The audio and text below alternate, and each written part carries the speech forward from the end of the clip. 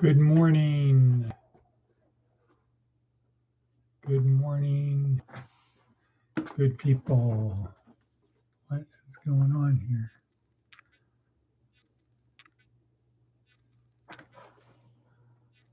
What's happening with our lighting? It's so bright. Is that because it is daylight savings time? Who knows? The shadow do. Good morning, Diana. Good morning, Diana. Good morning. How are you? How are things in Portland today? Well, today is Sunday, November 2nd, 2025, All Saints Day. And the first day of daylight, the end of daylight savings time. So now we're back on normal time. And it is a good morning. It's about 6 o'clock. Here we are in southwestern Nevada. We are east of Death Valley, west of Sin City, and south of Area 51. In Hardscrabble, Pahrump-Kentucky. I'm okay. I had to attend meetings the last few mornings. Okay, good for you. So here we are. This is also day 7 of week 4. Week 4, day 7, the last day of class. This is the last day. And tomorrow we start over. Start over again, building better habits. I have to attend a 3-week to keep housing. Oh, I have to attend 3 a week to keep housing. Okay, good. Good for you. You got to do what's important. These are, once they're posted, you could watch them as you know. They're on YouTube. You can watch them anytime. Just please subscribe. Hit the like button, subscribe, click on the bell. You know the thing. Share it. But here we are. Day 7 of week 4. The end of our 4-week neuroscience-oriented approach to success. If you remember back then, our goal was simple: to be able to answer 2 questions. 1, who am I from a neuroscience perspective? This trillion cells or 100 trillion cells that make up my body, none of which know who I am, none of which care, but so who am I? 13.8 billion neurons in my brain with about 10,000 connections each, where my lived past, my anticipated future, my personality, my ability to simulate, all of those things are contained in my brain. Who am I? The emotions that I have, driven by neurohormones, neurotransmitters. Who am I and why do I behave the way I do? And the idea being, if I know who I am and I know why I behave the way I do, then I can dial in who I need to be right now and 5 minutes in the future, etc. And that is our goal. That's the neuroscience perspective. That is this course. Boom. Now, from another perspective, we're here to the bigger picture is, why are we here? What if we are not just atoms in the void? What if we do have a soul, that an eternal soul, a soul that transcends death? Okay, Diana, that's fine. Just email it to me. My novum-u email is fine. So from a spiritual thing, if I believe I have a transcendent soul, an eternal soul, and my life on earth is temporary, and I continue on the trajectory I was on, how do I best behave? Am I a marionette controlled by a puppet master, or do I have free will? Do I pray and have the idea that my purpose is to do God's will, or is it the other way around? That God experiences being non-spirit through me. The kingdom of heaven is within. And I have free will, and what I should do is cooperate with the grace I've been given, the unwarranted, unmerited favor that I have been given. So I've been given grace, unmerited favor to be alive, to have a body.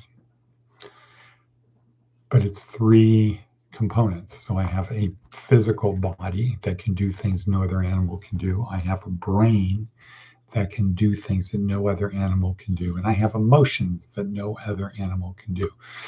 Those are gifts. Those that is an example are examples of God's grace. How do I cooperate with the grace? Or how do I best respond? Well, I cooperate with it.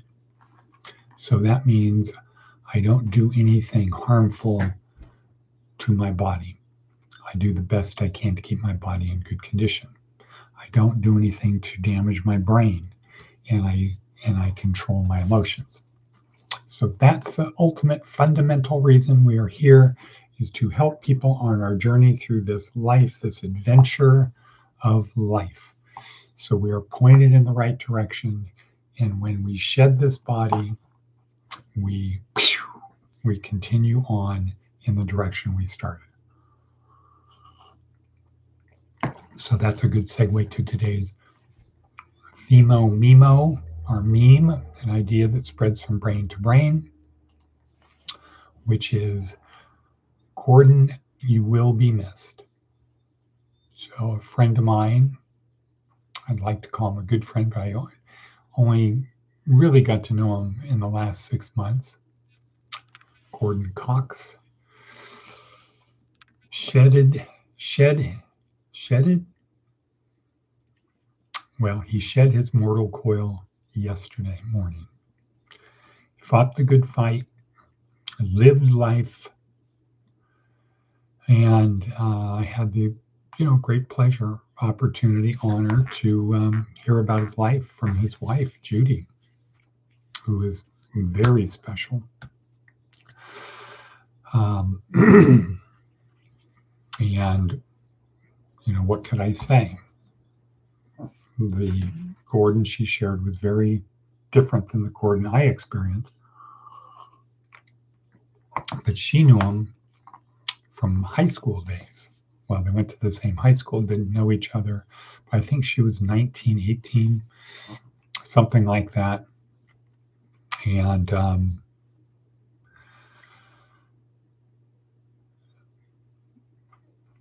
I think Gordon is a good example of Paul. Is it in Corinthians where he says, when I was a child, I acted as a child, I spoke like a child, I thought like a child, but when I became a man, I put away such childish things. And perhaps that happened in the last 10 years. Perhaps it happened in the last 5 years. I don't know if it's important when it happens. And I think we find that people who, in the parable of the vineyard workers, doesn't matter when you start, everyone's going to get the same reward. So Gordon will be missed. I like to look forward to Wednesday mornings when he would,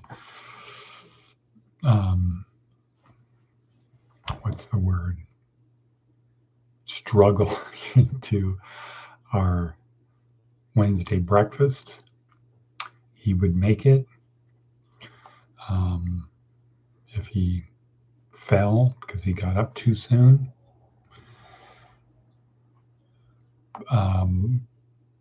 then had a little bit of embarrassment over the thing, he just continued on through, just laced up his boots and kept marching.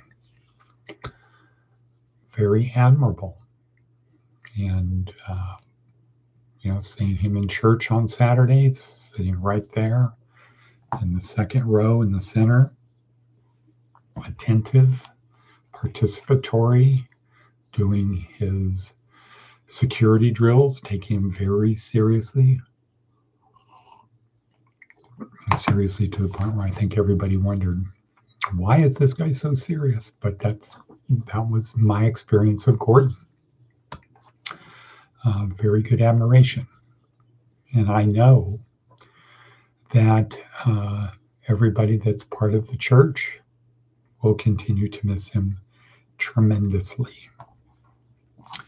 And if we could strive to have people say that about us, if we can strive to have that be the culmination, the launching point to the next thing, we have done well. We have done well. So we're going to have a little memorial for him with the travel trailer and the vehicle, which are going to make people's lives much better. And this other stuff that was donated, we're going to put to good use for the sole purpose of making other people's lives better. And so that though they didn't have the opportunity to experience Gordon, at least he will not be forgotten. His name will be remembered. And he could say, "We few, we happy few, we band of brothers."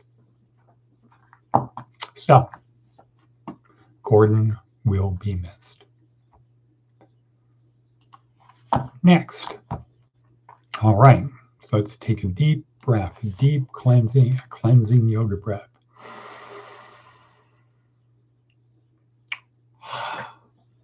No, that's not it. Okay, moving along, but never gone, but not forgotten.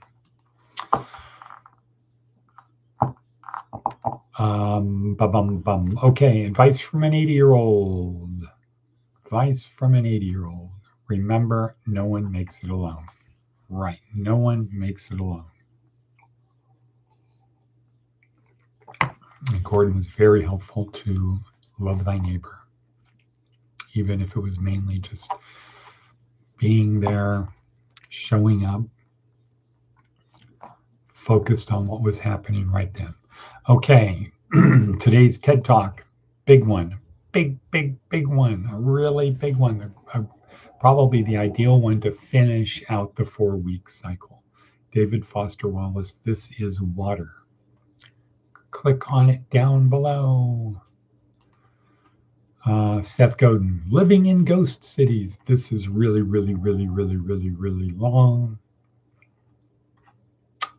I'll just start out. Cities used to die slowly. Ancient Rome, Babylon, Memphis in Egypt, and others took generations to fade from their peaks. The reasons were easy to see. Shifts in trade routes, loss of political capital status, slow environmental changes, salting harbors, soil exhaustion, incremental population drift. Now we can see it happening in a single generation.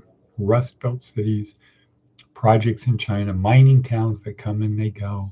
The reasons are a bit different.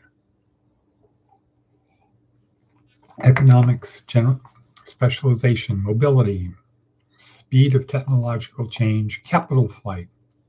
But I'm not writing about cities here. It's a useful metaphor for software, online networks, and the tools we use to do our jobs and live our digital lives. Your ability to find a new game for your Amiga or join a chat with your old AOL buddies is mostly gone. I have no idea if it's possible to log into MySpace or Second Life, and my blog is no longer visible at TypePad. A relentless cycle of creative destruction fueled by VC churn, technological advances, and the network effect means that networks and software are growing faster than ever. An online network can become bigger than many countries in just a few weeks. But as these networks grow, they suck the energy out of the ones that came before. Most of us, most of the time, are living in a ghost city. Of course, in almost all discussions, this is multiplied by 1,000 when we add AI to the mix. There are problems to consider and perhaps opportunities for contribution here. Dumber. In general, the arc of tools and networks that seek critical mass is the simpler, easier to get started with and de-skilled.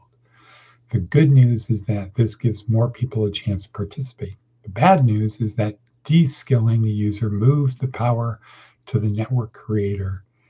In a paint by the numbers world, Picasso doesn't often show up. Ding, ding, ding. Waste. Those old files, hard-won skills, and valuable human networks from the old software stack are difficult and expensive to replace or reproduce. We've done almost nothing to increase adversarial interoperability and provide ownership and interchange for network users, because it's not in the interest of the old network to make it easy for people to leave with their data. And the members of the new networks don't care until they become members of the old networks. Amnesia. Not only do we lose access to our data and our social graph, we lose particular skills and the ability to pass them on to others. The new architects don't know what we did, and since we're often starting over, we reproduce past mistakes. Decreasing vastness. I got my first email address 50 years ago. Wow. During that lifetime online, there's always been room for doubling the speed of human connection, the size of networks, the bandwidth. It felt infinite, doubling every few years, but we've hit our last doubling. We can't spend twice as much time online. We can't double the number of people using the networks. We won't notice if our bandwidth doubles. Just as the westward expansion of Europeans in North America eventually hit the Pacific Ocean, sooner or later we have to settle in and make where we are better, not relentlessly head west. The system is far more powerful than any individual. When a network or a software stack gains critical mass, there's not a lot an isolated person can do about it. But just as LEED, L-E-E-D, and other local building codes pushed architecture to a certain direction, organized individuals can create more digital resilience. Email's persistence is a miracle, but that's partly because standards bodies kept it API open and thriving. We're not stuck in traffic, we are traffic. Software isn't just to send a nerd in a basement writing code, it's a craft. The UX and UI, the design of the data stack, the culture of the organization that builds and supports it, this is the architecture of our time. Except it's not Frank Lloyd Wright building a few houses in Buffalo. Except it's not Frank Lloyd Wright building a few houses in Buffalo. It's contagious. Right. Okay, that's one you need to ponder.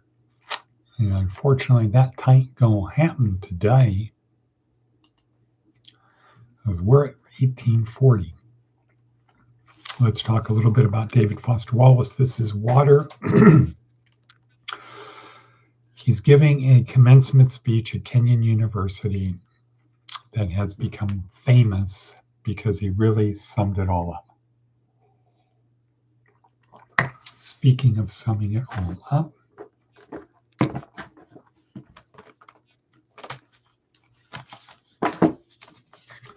I urge you to get your copy of What Did Jesus Actually Say? Maybe we'll talk about that next weekend. But David Foster Wallace really summed it all up for graduating seniors about the life you're about to get into now. Here's how to best prepare for that. And the starting point is to get this concept of your default setting, the way we see the world. In fact, we don't even notice that we see it. It's like fish with water. They don't even know it's what water is because they don't experience anything different from it. And that is our default setting, which David Foster Wallace says is, and that's okay if you continue that way, but at least you should understand it. But we's out of time, people. We're out of time. Let's see. Portland is slowly becoming a ghost city if they don't get a grip on the homeless and fentanyl. Right. How is Fugitive Flats? Any idea about that? But we got to go, so maybe you can send me an email. With that, we're going to say and cut because it's Sunday.